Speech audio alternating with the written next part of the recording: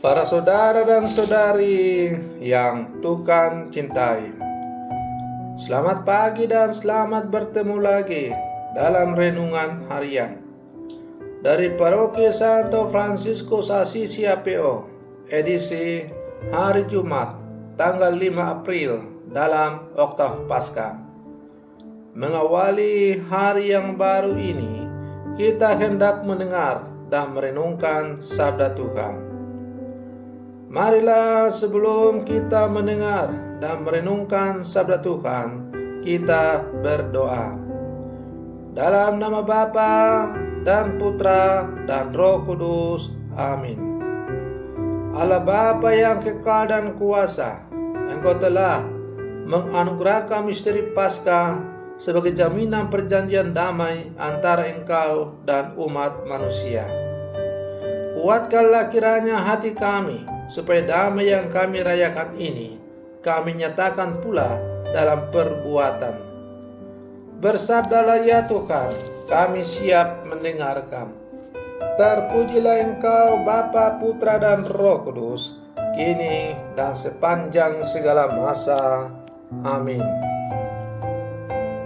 Para saudara dan saudari yang Tuhan cintai, sabda Tuhan yang hendak kita dengar dan kita renungkan untuk mengawali hari yang baru ini diambil dari Injil Yohanes pasal 21 ayat 1 sampai 14. Tuhan bersamamu. Inilah Injil suci menurut Yohanes. Sesudah bangkit dari antara orang mati, Yesus menampakkan diri kepada murid-muridnya di pantai Danau Tiberias. Ia menampakkan diri sebagai berikut. Di pantai itu berkumpul Simon Petrus, Thomas yang disebut Didimus, Nathanael dari Kana yang di Galilea, anak-anak Zebedeus, dan dua orang murid Yesus yang lain. Kata Simon Petrus kepada mereka, "Aku pergi menangkap ikan." Kata mereka kepadanya, "Kami pergi juga dengan engkau." Mereka berangkat lalu naik ke perahu, tetapi malam itu mereka tidak menangkap apa-apa. Ketika hari mulai siang, Yesus berdiri di pantai. Akan tetapi murid-murid itu tidak tahu bahwa itu adalah Yesus. Kata Yesus kepada mereka, "Hai anak-anak, adakah kamu mempunyai lauk pauk?" Jawab mereka, "Tidak ada." Maka kata Yesus kepada mereka, "Tebarkanlah jalamu di sebelah kanan perahu, maka kamu akan peroleh." Lalu mereka menebarkannya, dan mereka tidak dapat menariknya lagi karena banyaknya ikan. Maka murid yang dikasihi Yesus berkata kepada Petrus, "Itu Tuhan." Ketika Petrus mendengar bahwa itu adalah Tuhan, maka ia mengenakan pakaiannya, sebab ia tidak berpakaian, lalu terjun ke dalam danau. Murid-murid yang lain datang dengan perahu karena mereka tidak jauh dari darat, hanya kira-kira 200 hasta saja, dan mereka menghela jala yang penuh ikan itu. Ketika tiba di darat, mereka melihat ada api, arang, dan di atasnya ada ikan serta roti. Kata Yesus kepada mereka, "Bawalah beberapa ikan yang baru kamu tangkap itu." Simon Petrus naik ke perahu lalu menghela jala itu ke darat, penuh ikan-ikan besar, 153 ekor banyaknya, dan sungguh pun sebanyak itu ikannya jala tidak koyak. Maka Yesus berkata kepada mereka, "Marilah dan sarapanlah." Tidak ada di antara murid-murid itu yang berani bertanya kepadanya, "Siapakah engkau?" Sebab mereka tahu bahwa ia adalah Tuhan. Yesus maju ke depan, mengambil roti dan memberikannya kepada mereka. Demikian juga ikan itu. Itulah ketiga kalinya Yesus menampakkan diri kepada murid-muridnya sesudah ia bangkit dari antara orang mati. Demikianlah sabda Tuhan. Para saudara dan saudari yang Tuhan cintai, Yesus yang bangkit dari antara orang mati dan yang menampakkan dirinya kepada para murid, sebagaimana yang kita baca dan dengar dalam bacaan Injil pada hari ini, menguatkan dan memberanikan para rasul untuk mewartakan sabdanya.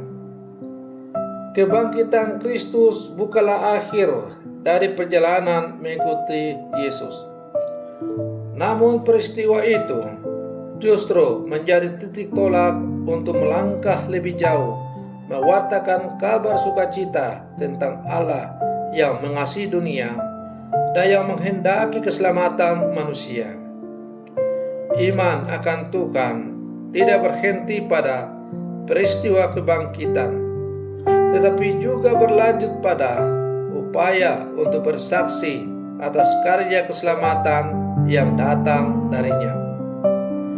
Maka kita tidak cukup larut dalam kegembiraan pesta Paskah karena Tuhan telah bangkit, tetapi dengan kegembiraan yang kita alami karena kita merayakan pesta kebangkitan Tuhan, mengalami Tuhan yang bangkit akan membuat kita berani untuk keluar bersaksi dan mewartakan kabar gembira kepada semua orang. Dengan demikian, warta keselamatan untuk dunia itu tidak hanya sebatas kita yang mendengar dan mengalaminya, tetapi juga kita wartakan supaya banyak orang merasakan dan mengalami penyelamatan dari Tuhan yang bangkit dengan jaya itu. Para saudara dan saudari yang Tuhan cintai, dua bacaan yang pada hari ini didengarkan dapat diungkap dengan satu simpul, yakni soal kepenuhan dalam hidup.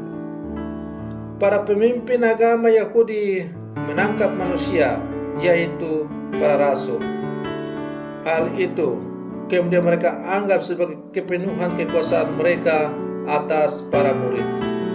Sebaliknya, Yesus justru menangkap para murid untuk masuk dalam misteri kebangkitannya.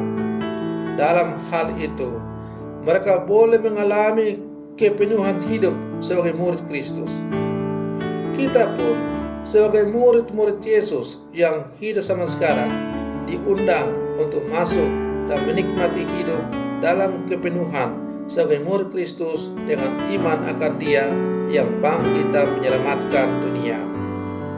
Para saudara dan saudari yang Tuhan cintai, maka marilah sebagai murid-murid Yesus yang hidup di zaman sekarang, kita berjuang untuk selalu hidup dalam kepenuhan sabda Yesus. Kita hidup dalam kepenuhan cintanya. Kita hidup dalam kepenuhan kerahimannya. Dan dengan demikian kita dimampukan untuk berlangkah keluar mewartakan tentang kasih Allah yang sungguh luar biasa itu. Maka mari kita terus berlangkah maju bersama sebagai murid-murid Yesus, menjadi alatnya, mewartakan kepada seluruh dunia bahwa Kristus telah bangkit dengan jaya, dan bahwa setiap orang yang datang kepadanya tidak akan ditolak, tetapi akan boleh rahmat penyelamatan. Semoga perlindungan saya untuk mengawali hari yang baru ini semakin menghantar kita menjadi murid-murid Yesus yang sejati di zaman sekarang. Selamat pagi, Tuhan Yesus memberkati.